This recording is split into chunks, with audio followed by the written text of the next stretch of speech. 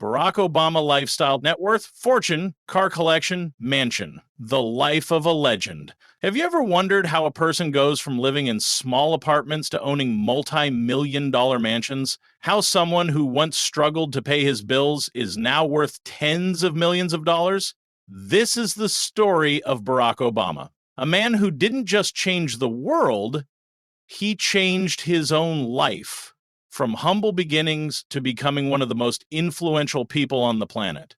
Today, we'll explore Barack Obama's incredible lifestyle, his fortune, car collection, luxurious mansions, and how he went from struggling financially to becoming a millionaire. Get ready for an inspiring journey that proves anything is possible with hard work, determination, and a dream. Part 1. From humble beginnings to big dreams. Barack Obama was born on August 4, 1961, in Honolulu, Hawaii. His story didn't begin in luxury or wealth. In fact, it was the complete opposite. His father, Barack Obama Sr., was from Kenya, and his mother, Ann Dunham, was from Kansas, USA. His parents met while studying at the University of Hawaii, but their marriage didn't last long. They separated when Barack was just 2 years old. Barack's father returned to Kenya, leaving his mother to raise him. With the help of her parents, his mother remarried an Indonesian man named Lolo Sotoro, and young Barack moved to Jakarta, Indonesia, when he was just 6 years old. Life in Indonesia was far from glamorous. Barack attended local schools, sometimes facing tough conditions, and his family didn't have much money. He even recalled eating simple meals and experiencing life without the comforts many American kids enjoyed. When Barack was 10 years old, his mother decided to send him back to Hawaii to live with his grandparents, Madeline and Stanley Dunham. They were hardworking, middle-class people who believed in the power of education. His grandfather worked as a furniture salesman, and his grandmother worked her way up to become one of the first female vice presidents at a local bank.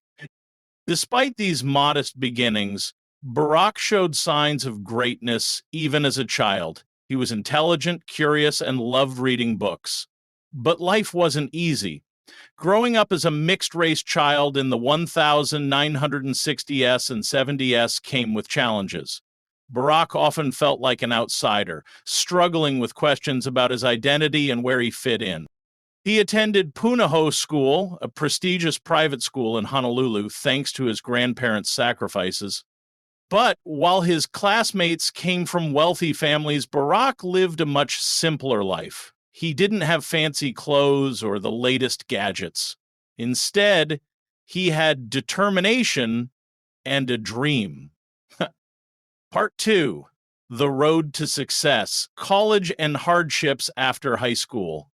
Barack moved to Los Angeles to attend Occidental College. College life was a mix of excitement and struggle. He wasn't rich, so he worked part-time jobs to support himself. After 2 years, he transferred to Columbia University in New York City, where he studied political science. Living in New York wasn't easy. Barack lived in small apartments, sometimes with unreliable heating during cold winters. He described moments when he had to sleep wearing multiple layers just to stay warm. But despite these struggles, he never gave up. He believed that education was his way out of hardship. After graduating, instead of chasing high-paying corporate jobs, Barack made a surprising decision. He moved to Chicago to work as a community organizer. His job was to help poor neighborhoods improve housing, create job opportunities, and support struggling families. His salary? Just around $13,000 a year, barely enough to live comfortably. While his friends were buying cars and living in nice apartments, Barack lived simply. He drove an old beat-up car and rented a small apartment. But he didn't mind.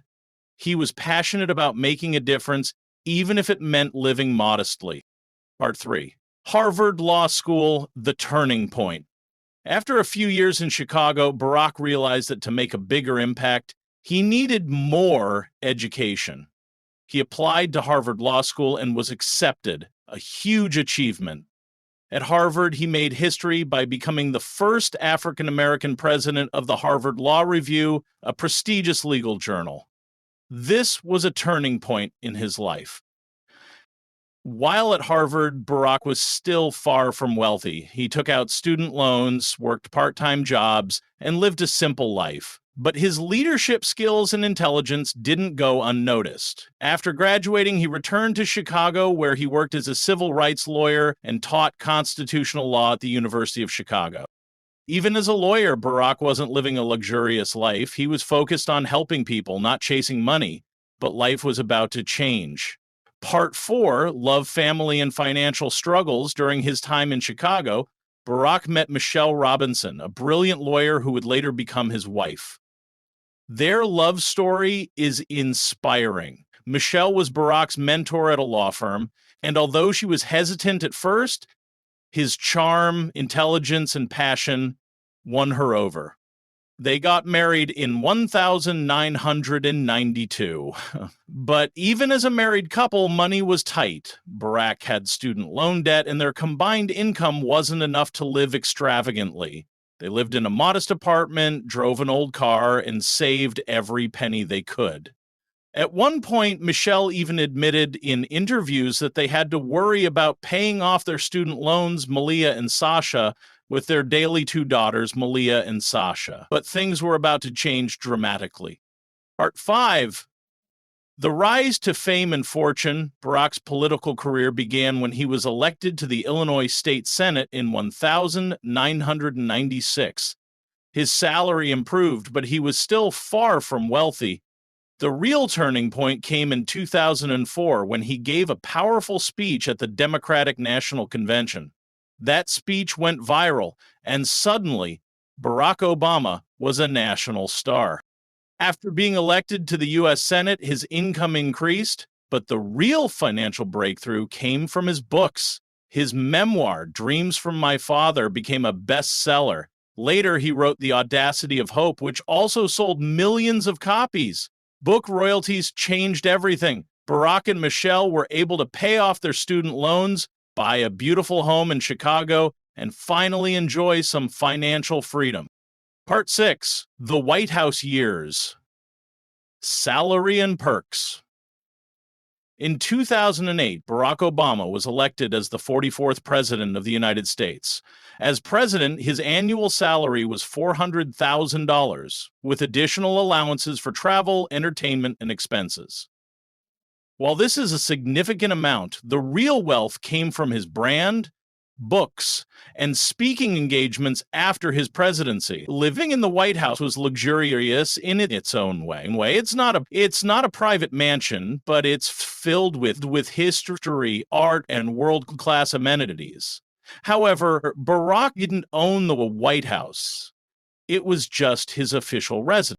Part 7. Life after the presidency. Millions roll in after leaving office in 2017. Barack and Michelle signed book deals worth over $65 million. Barack's memoir, A Promised Land, became a global bestseller, earning him millions in royalties. But that's not all. The Obamas signed a Netflix deal reportedly worth $50 million, where they produced documentaries and series. They also earned millions from public speaking events, with Barack charging up to $400,000 per speech.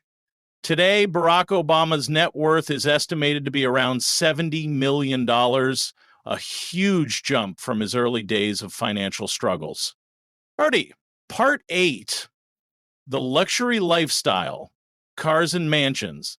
Mansions. The Obamas own a stunning mansion in Washington, D.C. worth $8 million, featuring 9 bedrooms, a beautiful garden, and private offices.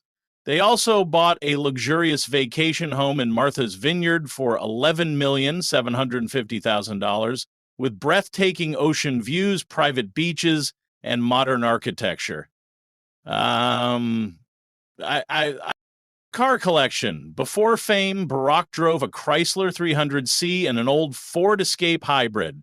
As president, he traveled in The Beast, a bulletproof Cadillac limousine designed for maximum security. Post-presidency, while he doesn't flaunt exotic cars, he enjoys eco-friendly luxury vehicles, reflecting his simple yet sophisticated tastes. Part 9. Daily routine and personal life. Despite his wealth, Barack lives simply. He loves reading, writing, and spending time with his family. He's passionate about fitness, often seen jogging or playing basketball. His routine includes writing, attending meetings, and working on global initiatives through the Obama Foundation. Conclusion. Lessons from Barack Obama's journey. Barack Obama's story is a powerful reminder that success isn't just about money. It's about passion, hard work, and purpose. From a boy facing identity struggles and financial hardships to becoming a millionaire and a global icon, his journey inspires millions. His wealth came not just from politics, but from sharing his story, inspiring others, and staying true to his values. So, what's the biggest lesson? No matter where you start, with determination and hard work, you can achieve greatness.